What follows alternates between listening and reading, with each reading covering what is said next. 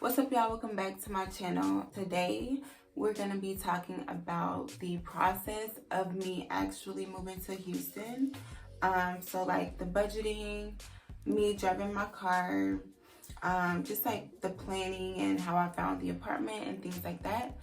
So if you guys are interested in kind of knowing the process that I took while I was moving to Houston, stay tuned to this video. Make sure you guys like, comment, and subscribe to the video. Let's get into it. The first thing, I'm gonna just talk about picking the actual apartment. So first thing that I was looking for was like location, and I had to check for like areas that often get flooded because I was moving at a time where hurricane season was about to start.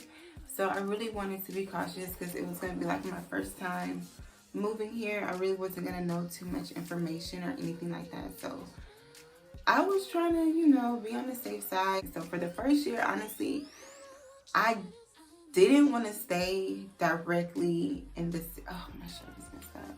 Directly in the city because I wanted to live on the outskirts of the city, something like 20 miles, no more than 20 miles away from the downtown part of Houston. That I chose, it fit perfect.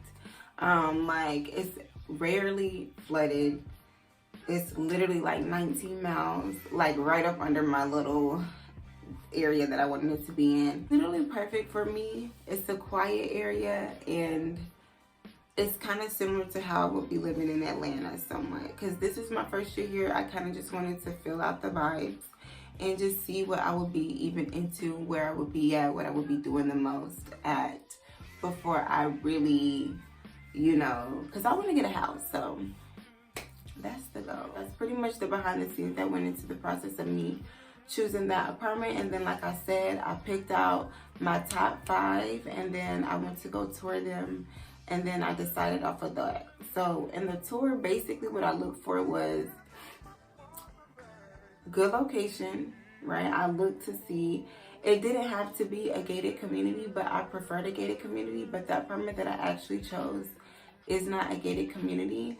But I looked and checked at all of the amenities that came with the apartment and things that were included. So this apartment that I chose, it has like a technology fee that's included with the rent, and that includes cable and internet. So it is really, really cheap, honestly, because it's included in my rent total.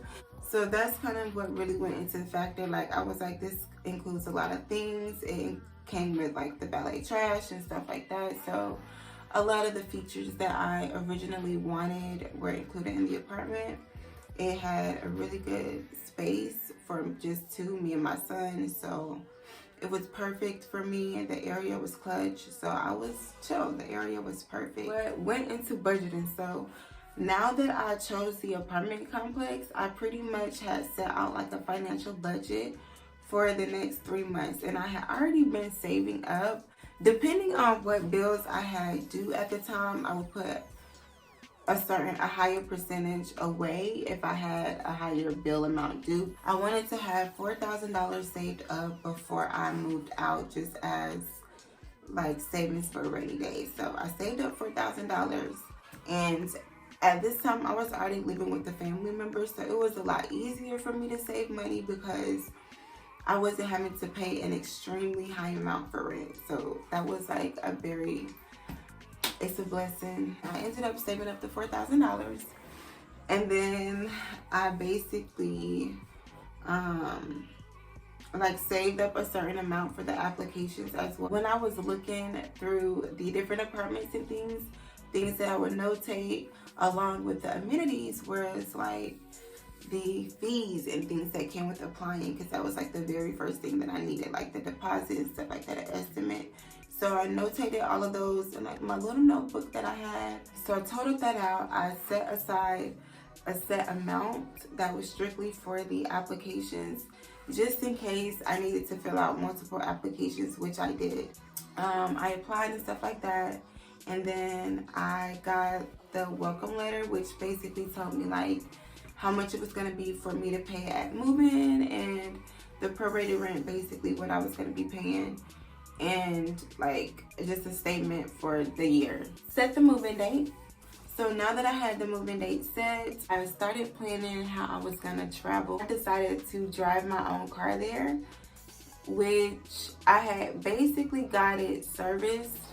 Like the day before the trip, I got it serviced and got it checked out and everything. Checked the air pressure and all of that information. And I filled up the gas tank, and I knew how many miles it was gonna be, and it was gonna be about 13 hours. I planned to leave. My moving date was like on a Tuesday, so I planned to leave on a Monday night around 10 o'clock p.m. because my son was gonna be asleep, and I felt like it was gonna be easier for me to make that drive, which it was. It's just that I definitely took a nap longer than needed at one of my rest breaks, and that put me behind, but it was all good still in the end. So anyways, rewind. I planned on leaving at 10 o'clock at night. So what I basically did, I stayed at my mom's house that night that it was time for me to leave, just so that I could say bye to everybody and things like that. And then Carson was asleep. We packed up everything in the car and we left. And I followed the GPS all the way to Texas. Now, the trip was crazy. Like, it was very intense because there were so many moments where I just really felt so tired. Blast the air. And I had bought a Red Bull, and I hadn't drank it yet because I'm really not fond of energy drinks or anything like that. I hadn't took it, so I went ahead and drank it. It gave me so much energy. I was like, okay, I'm up. So I drove, I turned the music up a little bit because Carson was still asleep, and then there was a rest stop coming up. So I pulled over and I went ahead and took a nap at the rest stop. And I ended up taking like a 2-hour nap because really, I didn't take a 2-hour nap, but I stayed at the rest stop for 2 hours because I kind of just stayed up, you know, relaxing with Carson for a minute, just kind of getting comfortable with him for like the first hour. And then I took a small nap. I didn't have to fill up until the second rest stop. And so I put a full tank in there at the second rest stop, and then I kept going again. The second rest stop, I only stayed there for about an hour and a half because it was just a real quick stop. And I was really like, okay, I'm over it. And I just stopped to get some snacks and stuff and gas. So, and it wasn't a rest stop actually, it was just a gas station. So I stopped at the gas station, filled up the tank, and got some snacks and stuff and some more like energy drinks and coffee.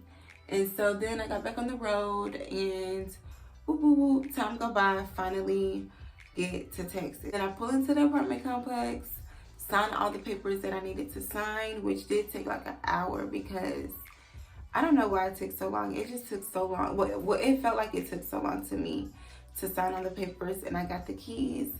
So I didn't go straight to the apartment when I got the keys. I actually went to the grocery store. So I went to Walmart, and it gave me a chance to really see what stores were going to be around me and near me that I could have quick access to. So I drove to Dollar Tree and Walmart, and I got a lot of cleaning supplies so that I could clean out the apartment and things like that. So I finally got to the apartment. I put the key in and I walked in, and it was just, it felt great, y'all. It felt amazing. I do drive a 2012 Nissan Versa, and it did wonderful. I am so proud of my little baby, my little car. It was great. I had no problems getting here at all.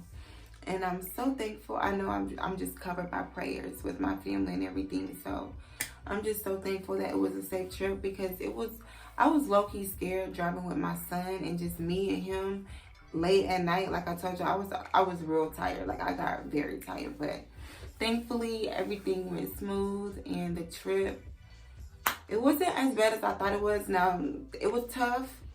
My shirt, y'all, this thing can't snap. It was tough, but you know, like I say, it's nothing for a G. It's really not bad if you can just literally stick it through. It's really not bad. So that's that. I talked about budgeting and saving So I think that's pretty much it for the video. I really think I covered everything. So thank you guys so much for watching this video. Make sure you guys like, comment, and subscribe. And I'm going to see y'all in the next video.